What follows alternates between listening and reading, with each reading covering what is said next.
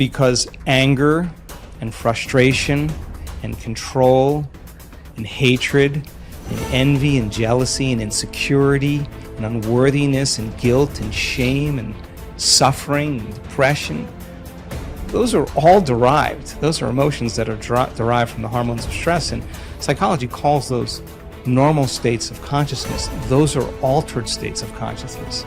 Because in stress, the physiology is that we're knocked out of homeostasis, we're knocked out of balance because we're perceiving some threat, some danger, some emergency. And so the stronger the emotion you feel to whatever stressor there is in your life, the more you pay attention to it. And so in time then, you have to keep your attention on all the important elements in your life. So you sit down to do a meditation, and when you're living in stress and you're living in survival, there's only 3 things that are important in that moment. Your attention is on your body because you got to preserve it. Your attention is on something in your environment, and what's in your environment? People, objects, things, places, and you're very preoccupied with time. And when you're in stress and you're in survival, the brain goes into a default mode, and it's naturally trying to predict the next moment based on what it's learned in the past.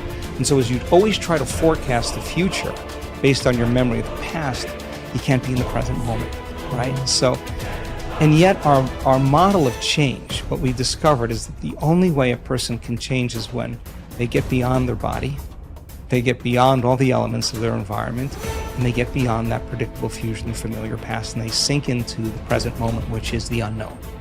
So if you can't do that because of the hormones of stress, most people will sit down and they'll say, okay, I'm going to close my eyes, I'm going to start this process where I'm going to rehearse how I'm going to be today, and they start thinking about their cell phone. They start thinking about all their emails, and they start thinking, I can't meditate. There's something wrong with me. It's my mother's fault, And they actually believe that thought to be the truth, and then they get up and they actually reaffirm it and say, I can't meditate. Now, I can tell you that if you are willing to see that thought as just a thought in your brain, and you're curious what's on the other side of that thought, yeah, you're going to feel uncomfortable. But if you had some tools and skills to apply, and you were able to take your attention off your cell phone and settle your body back down into the present moment, that would be a victory. And then your body would say, come on, you gotta feel a little frustration now, you gotta be impatient, you gotta be judgmental, come on, that's what you always think, that's how you always feel. And you, like an animal, you settle the body back down into the present moment, and you tell it it's no longer the mind, that you're the mind. That's a victory. Then the body says, hey dude, you're super busy, you got a lot of things to do, you got a lot of people to see, you got a lot of places to go, you got a lot of things to do, and you've been doing the same thing every day. Your body's going to want to get up and do something. You're going to want to quit because your brain's telling you that you can't do this. If you had the awareness to settle the body back down into the present moment, you would be executing a will that's greater than the program, because most people lose their free will to those programs, and it's that tedium in the beginning that is an uncompromising will, where you keep training the animal to stay, to take all of its attention off the environment, to get beyond all the cravings, the feelings, the habits of the body, the drives of the body, and catch yourself defaulting to that predictable future, bringing the body back into the present moment, siphoning energy back, your attention into the past based on those familiar emotions of the past. We've discovered that if you're willing to do that for just a few days, you could actually liberate an enormous amount of energy from your body. You go from particle to wave, from matter to energy, and you're literally transmuting those limited emotions into elevated emotions, and something really beautiful happens if you're willing to fire the crucible and sit through that long enough. All of these emotions move, that energy moves right up into the heart, and the person starts falling in love with life. They start feeling this state of gratitude, this gratefulness to be alive, this ineffable word of relaxed and awake. And something really magical happens when we've discovered this little simple thing. When that energy makes it to the heart, there's only one place it wants to go, and it goes straight to the brain. So the person starts relaxing into their heart when they feel this feeling, and the more they relax into the heart, the more their brain all of a sudden starts becoming aroused. And they start going into these elevated gamma brainwave patterns. Now, gamma is not unconscious. Gamma is actually super conscious. It's actually super aware. You're outside the program now. So when that occurs and the brain goes into gamma brainwave patterns, what we discovered is it's not a little gamma. It's not a lot of gamma. It's not a whole lot of gamma. It's a supernatural amount of gamma. And we start seeing these brainwaves where we see theta start carrying alpha, and alpha starts resonating with beta, and beta starts creating high beta, and high beta starts creating gamma. And you see these standing waves of brain coherence happening. And the person feels so amazing that they don't want the moment to end. A day that never came, but has managed to spoil every game. One day that takes all the blame, the basis of all fear and shame. Cripples the blossoming of the life's flame. A spoiler that makes life a dream. Traps the limitless in a limited scene. One day that takes all the blame, the basis of all fear and shame. Cripples the blossoming of life's flame, a spoiler that makes life a dream. Traps the limitless in a limited scene, a day that never comes but the world it ruled. Tomorrow never happened to anybody, but the idea of tomorrow has robbed people. A huge mass of people of their life, just the idea. Nobody ever touched a tomorrow in their life. Nobody ever experienced one. Nobody ever saw one. Just the idea completely robs people of everything that could be life. You can only behold now. You can never behold tomorrow.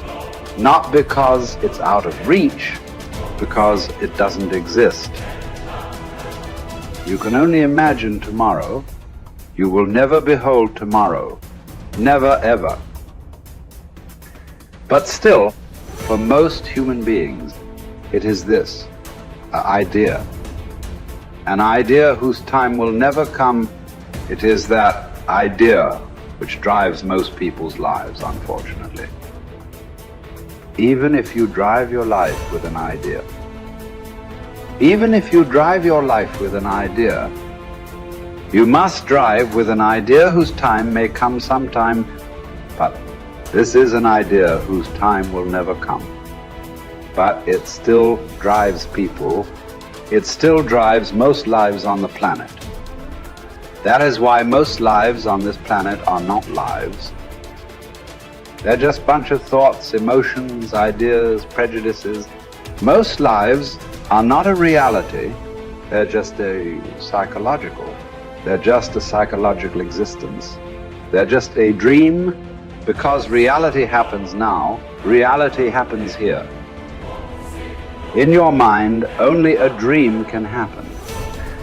And life and death will happen today. Dream is about tomorrow. It's better to dream of something that will come true. Tomorrow is a dream that will never come true. So, what you refer to as spiritual process, it's about knowing life. You can know life only today. You can know life only now. This is the moment. I'm not trying to give you a teaching. When I say this is the moment, oh, he said, this is the moment. It's not about that. This moment is not an idea. It is the only reality. This moment is not a teaching. It is the only living thing. It is the only living thing in the existence is right now, nothing else. So don't try to understand it. Don't try to digest it. You just have to behold it in all its entirety. Start with the rain, good way to begin. See how to address the larger issues of my life. There are no large issues in your life. What is the large issue that you're talking about? It is just about what job to take, which girl to marry, where to go for vacation, whether to get married or not get married, you know. These are the things, isn't it? These are not large issues. These are little things in your life. Yes. Oh, is it just a small thing whom I get married to? I'm not saying it's a small thing, but as an issue, it's a small issue. Little issue as a consequence to your life. Yes, it has many things. But this is something that human beings have done for millions of years. We have enough experience on these things, isn't it? We know that whatever job we take, whoever we marry, it is just the way we make out of it. Every experience of life, you can make it an enriching experience. Every experience in your life, you can make a curse out of it. See, there is nothing wrong in your job, whatever job you're doing. There's nothing wrong getting this job. There's nothing wrong in losing this job. There is nothing wrong in getting married. There's nothing wrong in getting divorced. There is nothing wrong in not getting married. There is nothing wrong in anything. There is nothing wrong in this or that, but it is just that you make misery out of it. That's wrong. You do this, you make misery out of it. If you do that, you make misery out of it. That's what is wrong with you. So you got married. Is it wrong? That's not the point. There's nothing wrong with it. You did not get married. Is it wrong? No, there's nothing wrong with it. That's wonderful too.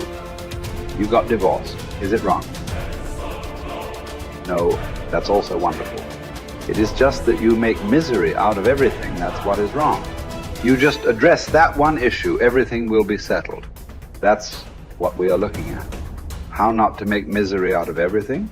If this one thing is settled, everything is settled, isn't it? Yes.